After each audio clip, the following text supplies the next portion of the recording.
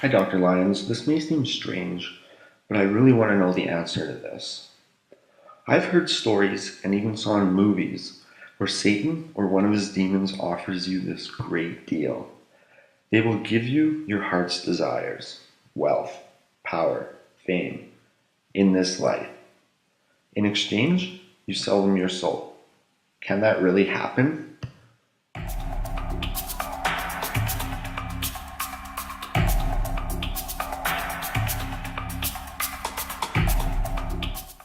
So Jason asked the question, can you sell your soul to a demon? Well, that's an interesting question that really has two aspects to it. Now, first of all, let me simply say there is no biblical example of that ever occurring. Now, there are accounts of exorcisms taking place where God and his power and even God's people on occasion exorcising a demon. That doesn't mean you take them out to the exercise place. That means that you cast them out of an individual by the authority of God. Now, demons apparently can only occupy you on a temporary basis.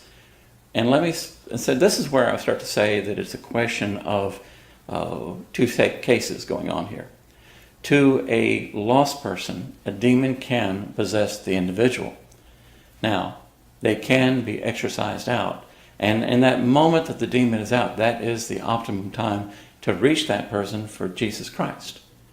However, if you are a Christian, it's a very different situation because the demon cannot, in fact, possess you. Now, you can become fascinated with demonic things and you can become obsessed with the topic, but you cannot be possessed. You see, Christ is everlasting, and the very Spirit of God indwells you at the moment of salvation. Therefore, there simply is not a place inside you for the demon to go. And a lost person, yes, it could happen simply because there's that void, that vacancy inside. But for a safe person, no, the very Spirit of God indwells you. Now, Thomas White is a good example, modern day. CBN did an interview with him some years ago, and the title of the programming, if you checked it out, would be Deal with the Devil. Thomas White, growing up, wanted to be in a rock band, wanted to get famous, power, and in doing that, he had like an idol another rock band who said they had sold their souls to the devil in order to gain fame and fortune. So Thomas thought that's a great idea. He's going to do that. In the process of doing it, what he found amongst his band is one of his fans was so enamored with this that he actually committed suicide. That was a wake-up call for Thomas. And in the process, Thomas did a lot of soul searching, did a lot of struggling, for a moment disbanded that band, and at some point he came to know Jesus Christ as Lord and Savior. And so this one who had in his mind sold his soul found that he in fact had not, because the Spirit and the power of God is so far greater.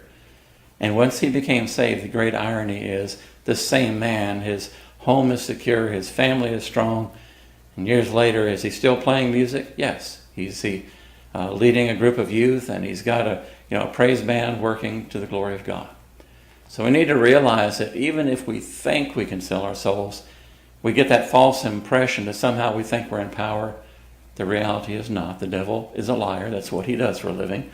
And he will persuade you that somehow you're going to gain something. You'll find that all you gain is loss.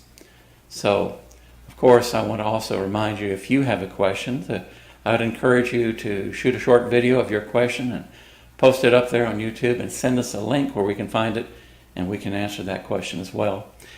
Send that link, by the way, to ask@askthepastornow.com.